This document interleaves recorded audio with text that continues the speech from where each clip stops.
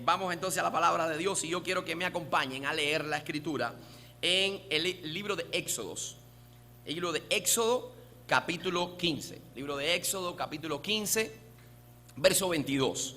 Éxodo 15, 22. Vamos a estar desarrollando un tema esta mañana. Quizás no lo podamos terminar, no lo podamos concluir. Dios mediante, entonces lo estaremos llevando para el domingo próximo, si Dios lo permite. Pero quiero comenzar este tema que se va a titular Un largo camino permeado de grandes lecciones. Un largo camino permeado de grandes lecciones. Éxodo 15, 22. El agua amarga, ¿de dónde? De Mara. Ok, entonces estamos ahí en la misma Biblia. Ajá, le pueden prestar la Biblia a la persona que está a su lado. Podemos todos estar enfocados en ese tema que nos ocupa esta mañana. ¿Lo tienen ya?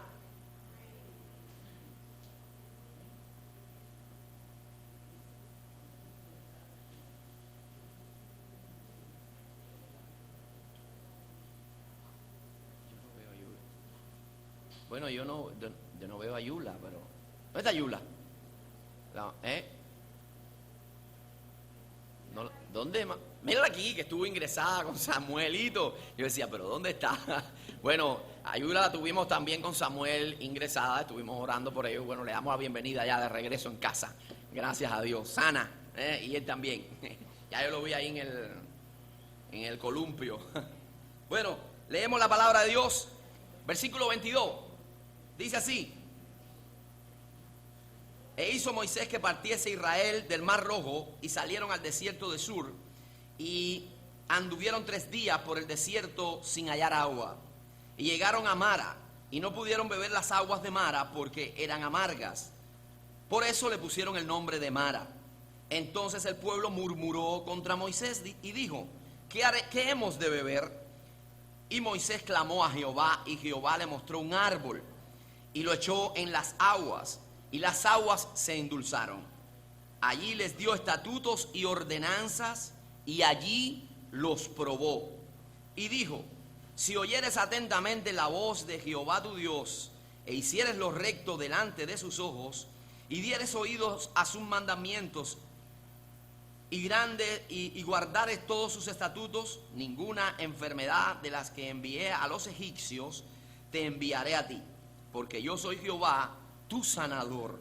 Y llegaron a Elim, donde habían 12 fuentes de agua y 70 palmeras, y acamparon allí junto a las aguas. Gloria a Dios. Bueno, el tema que vamos a estar desarrollando es un largo camino, como les dije hace un momento, un largo camino permeado de grandes lecciones. No se fijen los abuelos que yo tengo 20 años todavía. Hay algunos que me están mirando extraños. Bueno, pero antes de desarrollar el tema, pedimos a Dios la bendición. Oramos. Señor, te damos gracias. Te damos gracias por tu presencia, gracias por tu amor, gracias porque nos permite estar en tu casa esta mañana con el propósito de adorarte y exaltarte.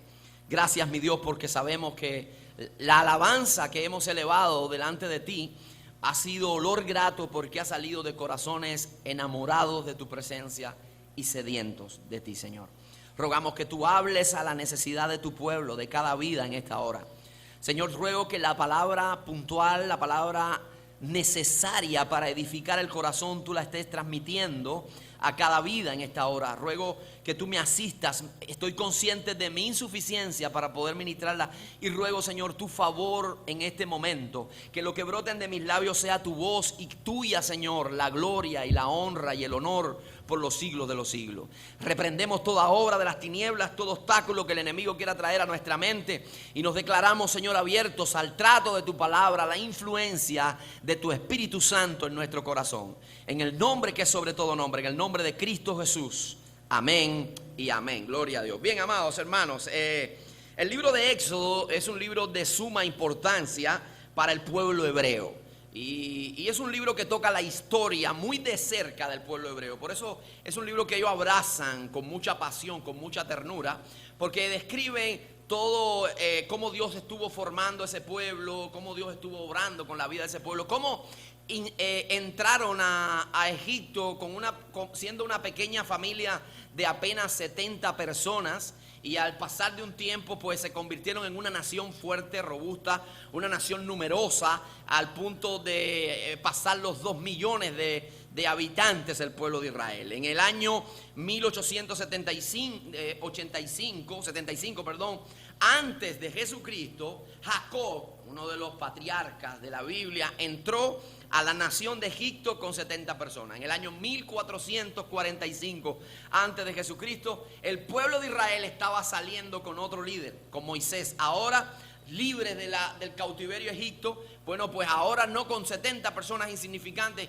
Hay un dato que nos ofrece el libro de Números, que eran 603,000 aproximadamente varones de 20 años hacia arriba. No se contaban las mujeres, no contaban los niños, pero se estima que alrededor de 2 millones a 3 millones de personas salieron en el éxodo, salieron de Egipto libres por la mano de nuestro Señor. Así que no podemos decir tampoco que el libro de Éxodo tiene una importancia nada más en sus primeros capítulos, del capítulo 1 al capítulo 15, que es lo que estamos leyendo, donde abarca todo el proyecto de liberación, el nacimiento de Moisés, el llamamiento de Moisés, cómo Dios mandó a Moisés a Madián, cómo lo educó en la casa del faraón y cómo lo preparó para luego mandarlo y enfrentar al faraón y luego llevarlos al desierto al peregrinar. Sino que los 40 capítulos de este libro tienen una importancia muy grande, no solo para el pueblo hebreo. Voy a ampliarlo un poquito más. No solo para el pueblo hebreo, sino para todo estudiante de la Biblia, para la iglesia actual, para la iglesia del Señor Jesucristo. En este libro nosotros recibimos edificación, no solo información de la historia, sino que somos edificados en lo espiritual. ¿Me dicen amén a eso? Aleluya. Bueno, este momento de la historia, para entrar un poco en contexto, este momento de la historia del pueblo de Israel se encontraba en un marco o enmarcado en una etapa muy importante, porque era una etapa muy nueva para ellos. Ya habían visto el poder de Dios en las plagas enviadas en Egipto, habían visto el mar abrirse frente a ellos pasar en seco y quedar sepultados en el mar. Todo el ejército de Faraón, los carros de Faraón quedaron allí, Dios dándole una victoria, pero ahora tenían que pasar a una nueva etapa, donde era una etapa muy nueva y una etapa donde era un paso de fe o un paso al vacío. Ellos tenían que comenzar a caminar por un desierto, y vamos a encontrarnos que a lo largo de esa etapa hay muchas lecciones, no solo en este texto que acabamos de leer, sino en el largo de todo el libro hay muchas lecciones. Cada etapa es aleccionadora y viene trayendo edificación para el pueblo de Dios y transformación a cada individuo de ese pueblo. Y es lo mismo que sucede en nuestra vida. Muy similar a lo que sucede en nuestra vida. Una vez que nosotros experimentamos la gran victoria que es Jesucristo, una vez que vinimos a los pies de Cristo y fuimos alcanzados por Jesús, que es nuestra Pascua, como ellos celebraron, después de eso la vida no termina, sino que continúa todo un peregrinar, así como el pueblo de Israel estaba comenzando un peregrinar a la promesa de Dios, a la tierra que Él le había prometido. También tú y yo tenemos ese peregrinar en este mundo. Estamos caminando en pos de la patria celestial, pero en cada tramo de nuestra vida hay una etapa, y cada etapa que nos toca vivir es sumamente aleccionadora. Es una etapa que viene para nuestro crecimiento, viene enfocada en nuestro desarrollo como cristianos. Por eso hay algo que nos enseña este texto, y es el primer punto que yo quiero compartir con ustedes en esta mañana. Es precisamente que el camino a la tierra prometida, el camino a nuestra patria celestial, está permeado de diferentes etapas, y cada una de esas etapas tenemos que aprender a transitarlas con éxito. El camino a nuestra patria celestial, el camino a nuestro encuentro con Dios, así como el pueblo de Israel, su camino a la tierra de Canaán estaba permeado de diferentes etapas. Cada una de esas etapas ellos tenían el reto de transitarla y pasarlas exitosamente. Así también tú y yo tenemos el reto en cada etapa de nuestra vida, pasarla, transitarla exitosamente. Y este texto que nosotros tenemos delante hoy abarca al menos 4 etapas. Solamente desde el verso 22 al verso 27 nos encontramos 4 etapas. Nos encontramos, si la vamos a bosquejar, nos encontramos en la etapa de la gran victoria. Cruzaron el Mar Rojo. Todavía el sabor a la victoria lo tenían en sus papilas gustativas. Todavía estaban eufóricos por el gozo. Hoy eso es una etapa de victoria. Hay otra segunda etapa, que es la etapa donde están a la otra orilla del Mar Rojo. Pero es una etapa de un futuro incierto. Una etapa de aventurarnos a lo desconocido. Y lo desconocido siempre, amados, trae temores a nuestra vida. ¿Sí o no? Esa es la segunda etapa que tenían que transitar el pueblo de Israel. Si vamos siguiendo la lectura, nos vamos a encontrar que llegaron a otra etapa. La etapa de las aguas amargas en Mara. Esa es la etapa de la prueba. Ellos tuvieron que pasar esa etapa de prueba, dificultades en su vida. Y de eso vamos a hablar más adelante en el tema. Pero ahora no es el tópico. Ahora venía otra etapa, la etapa de Elín, la etapa donde llegaron a un oasis lleno de grandes bendiciones. Y en esa etapa también encuentran retos, y en esa etapa hay que aprender también a ser fiel, porque hay que ser fiel en las etapas de pruebas y dolor y escasez, pero también tenemos que ser fieles a Dios en la etapa de abundancia, en la etapa donde las cosas salen bien a pedir de boca. Así que ellos tenían un reto delante, y es que en cada una de esas etapas ellos tenían que ser fieles y tenían que transitarla exitosamente. Ya fuera la etapa de la gran victoria en el Mar Rojo, la etapa de la prueba en Mara, la etapa de la abundancia de Elín o la etapa de salir a la aventura en el desierto. Cualquiera. Nosotros también tenemos etapas muy difíciles en nuestra vida, y en cada una, amado, tenemos que aprender a pasarlas exitosamente.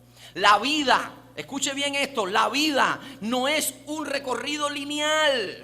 No, la vida está lleno de altos y bajos. Lo que más se parece en nuestra vida es a una gráfica de economía en una empresa. ¿Usted ha visto las gráficas del comportamiento económico en una empresa? Hay picos altos, hay picos bajos, hay momentos que se dispara la economía, hay momentos que está estable, a otros momentos está por el bajo. Así es la vida. Pero lo más interesante de todo eso es que Dios no quita ninguna de esas etapas, sino que Dios las usa y las deja ahí en nuestra vida. ¿Para qué? Precisamente para trabajar con nuestro hombre interior, trabajar con nuestra vida, trabajar con nuestro carácter, con nuestra fe, llevarnos a otros niveles, calibrar nuestra fe, acrisolar nuestra fe y llevarnos a ser hombres y mujeres entregados a su obra y de gran excelencia para su gloria. Y tenemos que aprender a vivir cada una de esas etapas. Cuando nosotros analizamos la vida de muchos hombres de Dios en la Escritura, nos vamos a encontrar que su vida está llena de etapas diferentes. Es más, que si usted le voy a dejar un estudio individual, haga un análisis de su propia vida particular y usted va a ver que hay etapas en su vida, de tal lugar a tal lugar. Voy a utilizar algunos ejemplos. Por ejemplo, la vida de Josué. La vida de Josué iba a empezar por el tiempo de Jericó o de Jordán, pero no necesariamente la vida de Josué empieza en el Jordán. Josué, primera etapa de su vida, estuvo siendo guiado, orientado por Moisés, estuvo a los pies de Moisés, estuvo aprendiendo de un líder. Luego viene una segunda etapa, la etapa frente al Jordán, donde tiene que cruzar un río embravecido. Es una etapa de grandes desafíos, una etapa de dar un paso de fe a lo desconocido y embravecido. Hay otra etapa que es la etapa de la conquista en la tierra. Tenía que enfrentarse a Jericó, y luego de Jericó, esa etapa de victoria, tuvo que enfrentar otra etapa que fue Jai, donde hubo reveses, donde hubo pérdidas. La vida está llena de etapas. Moisés lo vemos primero naciendo y navegando por el río Nilo. Lo vemos luego en la casa de Faraón. Lo vemos luego allí siendo educado, pero después llegando a Madián. Después de Madián lo vemos de regreso a Egipto, y luego de Egipto al desierto, a guiar al pueblo. La vida, hermanos, está llena de etapas. Y nosotros tenemos que saber cómo pasarlas exitosamente.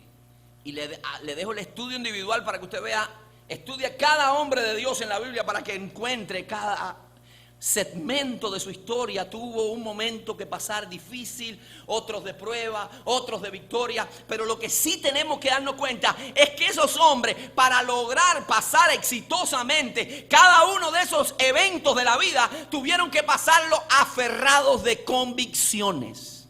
Y ahí es donde entramos tú y yo.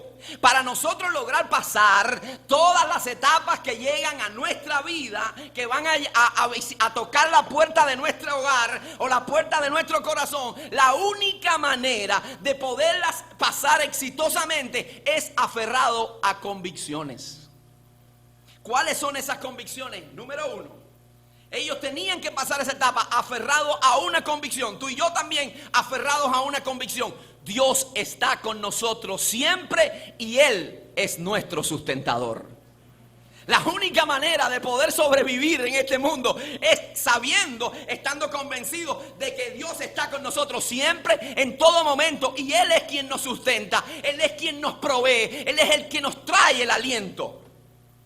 Lo único que necesitaba Josué, escuche, lo único que necesitaba Josué para poder asumir el reto de enfrentar, de liderar a un pueblo duro de servicio, un pueblo cabezón, un pueblo difícil, hermano.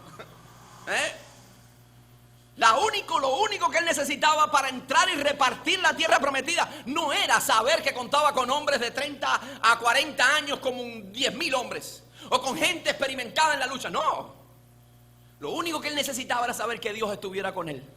Y es por eso que Dios, sabiendo lo que nosotros los seres humanos necesitamos esa convicción, necesitamos que se enraíce en nuestro corazón ese principio para poder funcionar correctamente, porque lejos de eso nuestra vida es un caos.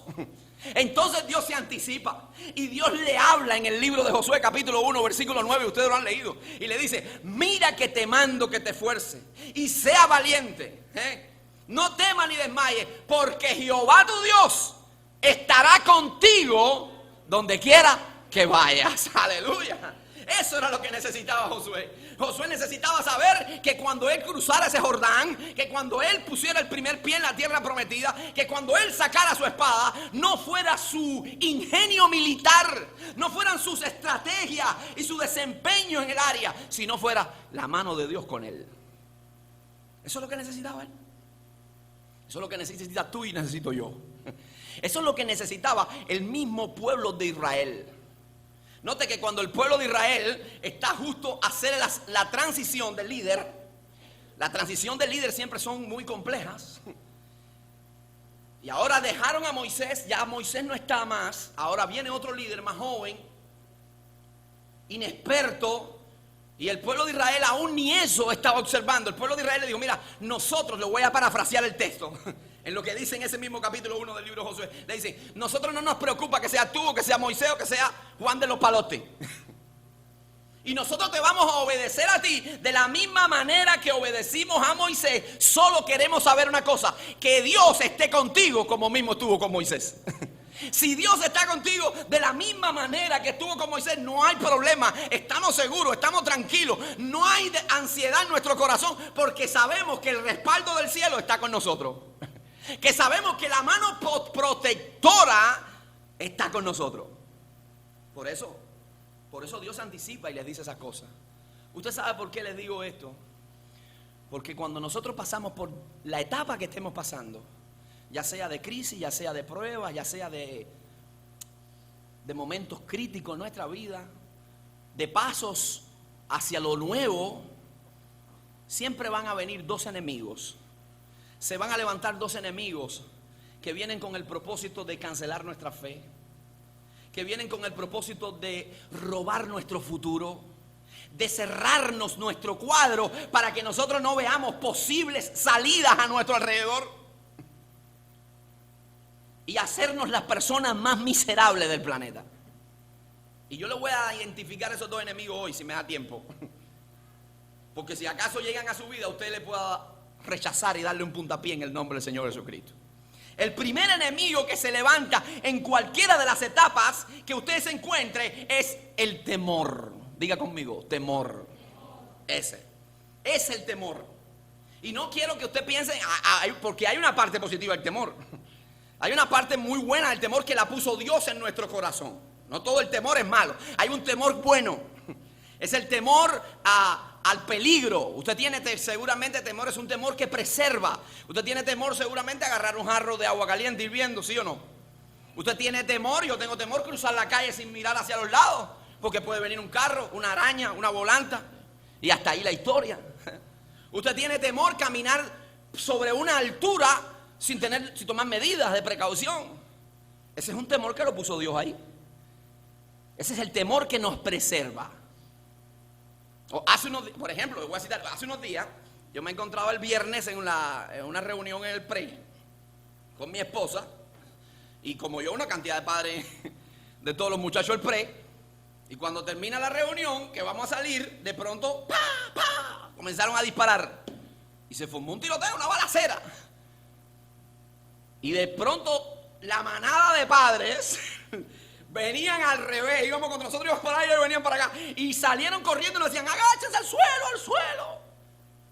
Todos estaban atemorizados, hermano. Fobia tenían, pero es un temor que los preservaba a ellos. Yo vi, hermanos que tienen artritis, artrosis, problemas cervical, correr como niños. Bueno, yo no vi más a Moisés, a Daisy. ¿Dónde estaba Daisy? A Daisy y Andrea, lo único que vi fue el humito. Una polvareda que dejaron en el puente. Y la hermana Mayra, me preocupé, porque no lo vi más. Yo me decía, Mayra, ¿dónde está? No quiero hablar de Iliana, y por supuesto de mí no, porque soy un hombre valiente. Pero hermano, allí todos tuvimos miedo, un miedo tremendo. Pero claro, eso es un miedo que preserva, que te lleva a tomar precauciones. Ese no es el miedo que estoy hablando. Estoy hablando de esa fobia enfermiza que viene al corazón de una persona, limitando tu visión, comunicando, gritándote a tu vida, a tus circunstancias, a tus oídos y a tu corazón, de que es el final para ti. De que ya no hay opciones de escape para ti, de que ya no hay soluciones para tu vida, que este es el final de tu vida, que ahora tú sí estás embarcado en el mal sentido de la palabra. Ese temor nos cancela, ese temor nos mata, nos paraliza. Y Dios no quiere eso para nosotros.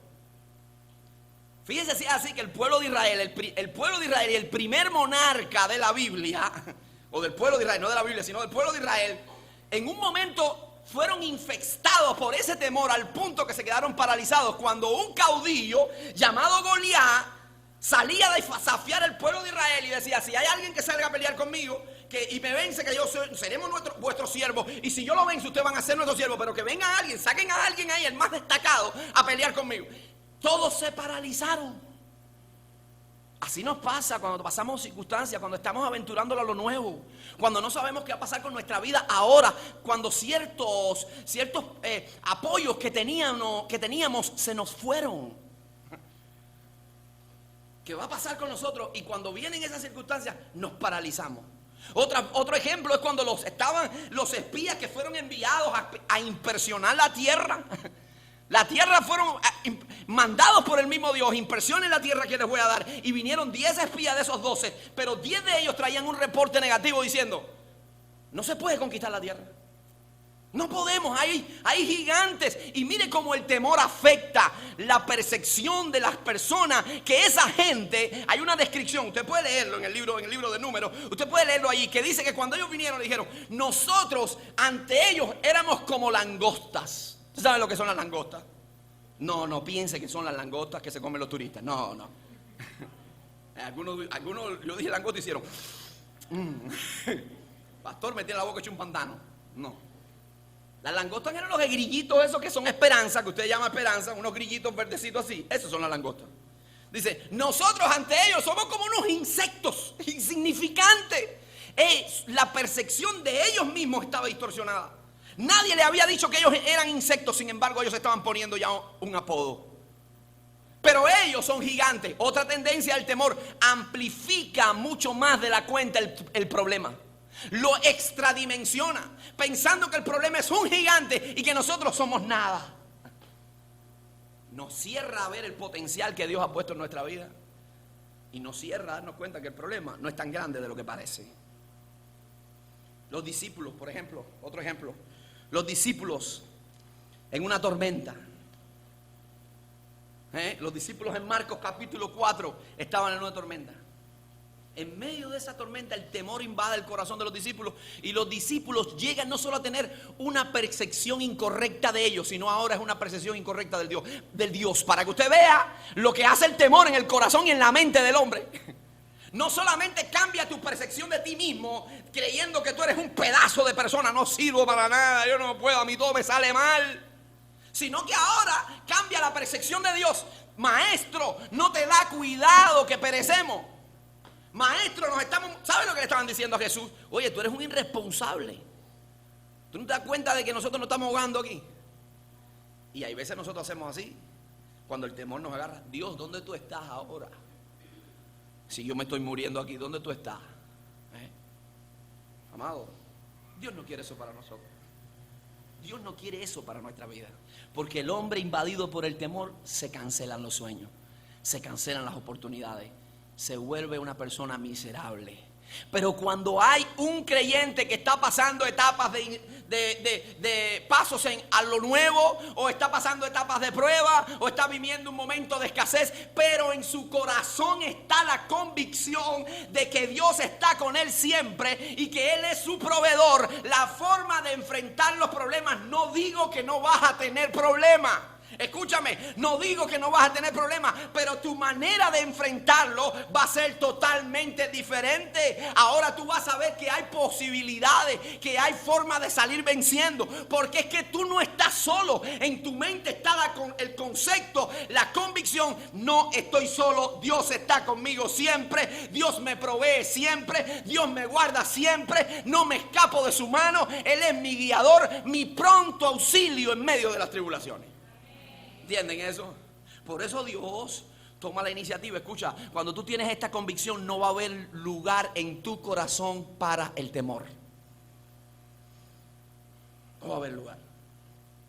Por eso Dios toma una iniciativa y nos dice, escucha lo que dice el Señor en Isaías 41:10. ¿Cuánto les gusta Isaías 41:10? A mí ese es mi texto preferido. Isaías 41:10. Si usted no lo tiene y si la Biblia se le quedó en casa, anótelo en un papelito y después cuando llegue a la casa subráyelo. Dice Jehová: no temas porque yo estoy contigo, no desmayes porque yo soy tu Dios. Siempre, dice, siempre te ayudaré, siempre te sustentaré. ¿Cuándo? ¿Algún día? ¿El fin de semana? ¿En el momento de esplendor? ¿El weekend? No, siempre, siempre, siempre está conmigo. Nunca te dejaré, nunca te desampararé. Dice la Escritura en este mismo libro de Isaías, es el libro preferido de mi esposa porque hay cantidad de promesas preciosas. Dice: aunque pases por las aguas, no te anegarán. Aunque pases por los ríos, yo estaré contigo. Y aunque pases por la llama, no te quemarán. Dios dice: va a haber esto, va a haber llama, va a haber río, va a haber agua, saneación de agua, va a haber crecida, pero tranquilo, tranquilo que yo estoy contigo y nada va a pasar. Tranquilo. Amado, por una cuestión de tiempo no voy a poder leerle Deuteronomio capítulo 20, versículo 1, pero era un principio que Dios le había dado para el pueblo de Israel cuando saliera a la guerra.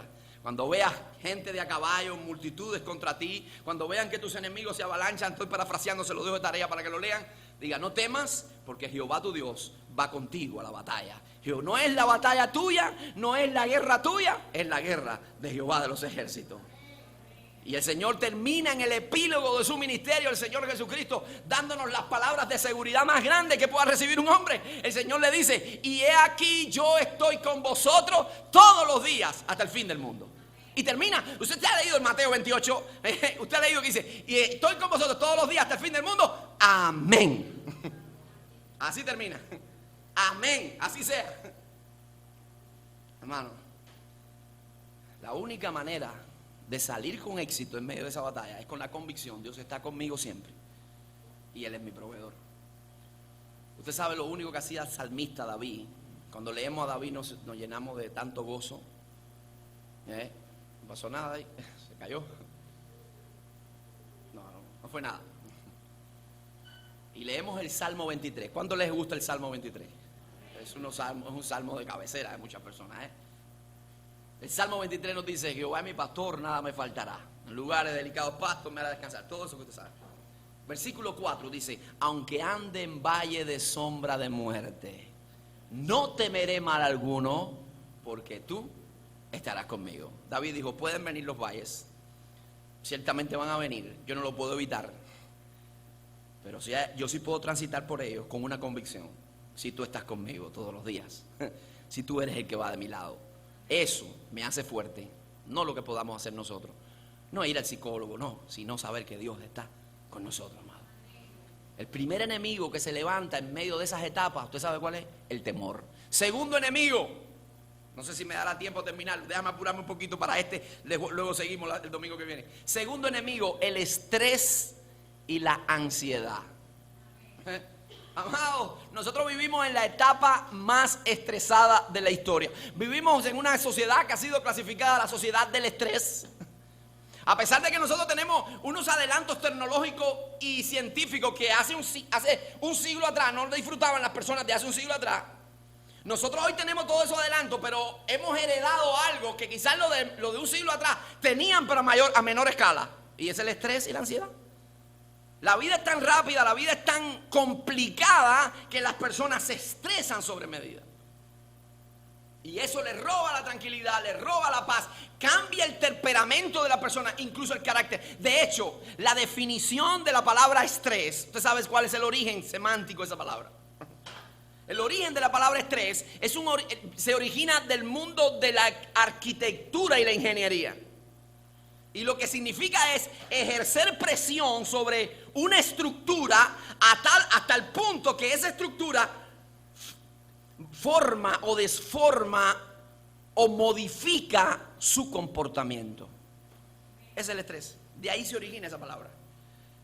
De la ingeniería civil, de la arquitectura, cuando se ejerce presión sobre una estructura, cualquiera que sea, metálica, de concreto, de lo que sea, y esa estructura comienza a modificar su forma. Y eso nosotros lo vemos en el mundo presente, en las personas a menor escala.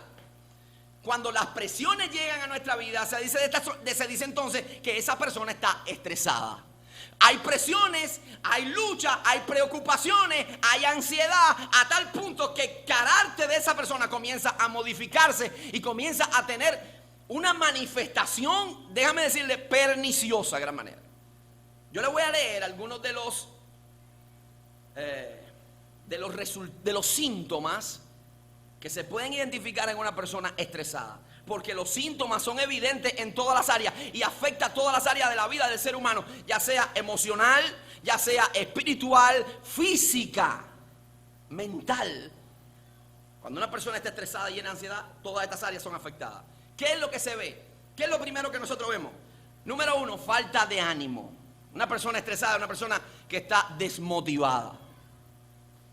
No quiere levantarse, quiere dormir más, no quiere salir de la casa. ¿Lo han visto? Sí, seguro. Desórdenes alimenticios. Voy a correr porque no tenemos tiempo. Cambios en el sentido del humor. Tensiones en los hombros y en el cuello. Yo ayer tenía el cuello virado. Parece que estaba estresado. Preocupación, propensión a las adicciones. Dificultad para relacionarse con las personas, disminución en el apetito sexual, aquellos que están casados, soledad y tristeza y depresión. Pero no solamente esto, en el orden físico también hay afectaciones nocivas, hay problemas gastrointestinales, la comida comienza a caerle mal, comienzan a salirle problemas en llagas en la boca, desequilibrios hormonales, problemas de presión arterial, migrañas. Dificultad para pensar y tomar decisiones. La persona se vuelve irritable. La persona, hermano, estresada, se levanta cansada, trabaja agotada y se acuesta desbaratada. ¿Sí o no? El día lo pasa así. Es una persona aprensiva, irritable, temerosa y desganada. Así es la persona. Dios no quiere eso para su vida. Dios no quiere eso para usted. Dios no quiere eso para usted. Y no significa que ahora usted, si tiene problemas, haga una enajenación de los problemas o una negación de los problemas. No, porque los problemas están ahí, son tangibles, son verdaderos, hermano. El que tiene problemas con los muchachos en la escuela, tiene problemas. Y por más que usted diga, como dicen los del mundo neocarismático, decreta que no hay problema. No, eso es mentira. Usted decreta, se le puede caer la lengua declarando y decretando y va a tener problemas. ¿Sí o no? Entonces, están ahí. Solo que cuando los problemas están ahí, su actitud va a ser diferente y usted en medio del problema no va a estar con todos estos síntomas, sino que usted va a tener una actitud de gozo, de paz y además de eso, una expectativa de que Dios en cualquier momento puede irrumpir en su historia y cambiar el escenario de la misma. Déjeme decirle que hay estudios científicos respecto a esto. Usted sabe que en Costa Rica se estima que el 80 al 85% de las muertes que tienen que ver con ataques del corazón, cardíacos, usted sabe que están vinculadas al estrés. Al estrés. En España se hizo un estudio que el 12.5% de las defunciones por muerte natural, defunciones súbitas, el 88% son de problemas cardíacos. El 88% son de problemas cardíacos. Y la raíz o el factor desencadenante de esos problemas tienen una lista de lo que traen el ataque al corazón, los infartos. ¿Usted sabe cuál es el que está en primer lugar en la lista? El estrés. Segundo, la obesidad. Tercero, el tabaquismo. Hermano, tranquilo, relájese. Los infartos están igualito al dengue. Por donde quiera andan. Dios no quiere eso para nosotros. Dios no quiere que vivamos de esa manera. Sí van a haber problemas, pero Dios quiere que tú descanses en su gracia. Dios quiere que tú descanses en su poder. Dios quiere que descanses en su amor. Que no es que te muestres despreocupado y dejando los problemas a un lado. No, sino que trabajes en ellos. Hagas las gestiones necesarias, pero hasta donde tú puedes. Cuando una persona está así, mi hermano, tiene que hacer algo terapéutico. Tiene que tomarse un 5. Tiene que tomarse una pausa en la vida y respirar profundo. Respirar profundo 5 veces si es necesario y decir, número 1, yo no puedo controlarlo todo. Yo no lo puedo controlar todo. Número 2, Dios es mi Padre y es un excelente Padre. Número 3, Dios es mi sustentador. Número 4, Dios es mi proveedor. Y cuando tú te aferras a esa convicción, entonces las cosas cambian, las tensiones bajan. Yo le voy a proponer, para así ya terminando, un ejercicio terapéutico. Vamos a ponernos todos de pie, por favor. Póngase de pie un momentico, ya vamos a terminar ya. Póngase de pie. Mire lo que vamos a hacer, mire, hágase, mira, haga así. Y hágase, mira. Hágalo sin pena, ¿ven? Hágalo, Ahora diga conmigo, yo no puedo controlarlo todo. Dígalo. Sí, hermana, se te va a ir el agua. ¿Tú puedes controlar eso? Se te va a ir el agua, no pudiste lavar. ¿Qué tú vas a hacer? ¿Fajarte con el de la bomba? Ir a hablar, a llamar. No puedes controlarlo. Llegaste y se acabó el pan. ¿Qué vas a hacer? Matar a Bisley, que es la pobre que está ahí. ¿Qué vas a hacer? No puedo controlarlo. Ahora diga conmigo, Dios es mi Padre. Diga, un excelente Padre. Ahora vamos a decir, Dios es mi proveedor. Dios es mi sustentador. Y ahora vamos a darle un aplauso, Señor. Entonces, eso cambia, amado. Eso cambia nuestra perspectiva de la vida. Eso nos lleva a otros niveles. Y eso nos ayuda a afrontar estas verdades, a afrontar cualquier etapa que llegue a nuestra vida y hacerlo exitosamente. Les prometo que el domingo que viene continuamos. No nos da tiempo para más, pero vamos a orar y vamos a pedirle a Dios que nos guíe, que nos oriente, que nos guarde y que nos ayude a atesorar en nuestros corazones cada enseñanza. Oramos. Señor, gracias. Gracias, Padre, porque nos permites en esta mañana poder estar en tu casa. Gracias, mi Dios, porque eres tú quien nos guía, quien nos sostiene. Gracias, Padre, porque tu palabra nos levanta, nos desafía, nos lleva, Señor, directamente a tu propósito. Ayúdanos a atesorarla en nuestra vida, a que ella afecte nuestra dinámica de vida, pero también, Señor, que esté pronta en nuestros labios para ser compartida con aquellos que la necesitan, Señor. Gracias porque tú eres Dios soberano. Gracias porque tú eres nuestro Padre y vas a estar siempre, siempre cuidando y protegiendo a tus hijos. Ahora que el amor del Padre, la gracia de tu amado Hijo Jesús, Señor, y la comunión del Espíritu Santo sean con tu pueblo, desde ahora y por los siglos de los siglos. Amén y amén. Gloria a Dios. Que Dios les bendiga a todos. Estamos despedidos, bendecidos. Que tenga una semana bella, hermosa. Saluda a su hermano.